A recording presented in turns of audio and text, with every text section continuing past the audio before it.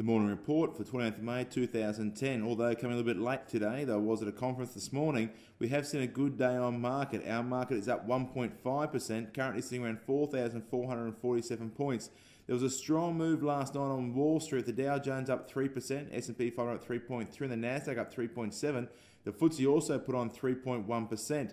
Now, obviously, the gains, I would think, in the marketplace is investors taking opportunity to top up their holdings as stocks do look cheap.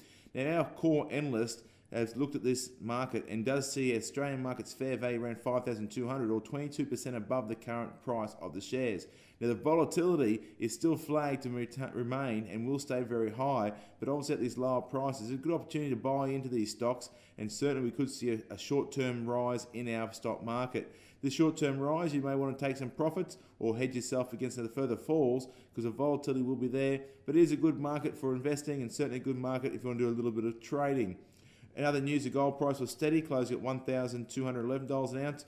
Oil was up 4.7% to close at $74.86 a barrel. And the Aussie dollar even gained some ground, now sitting above 85 US cents. For more information, go to our website at growyourwealth.com.au.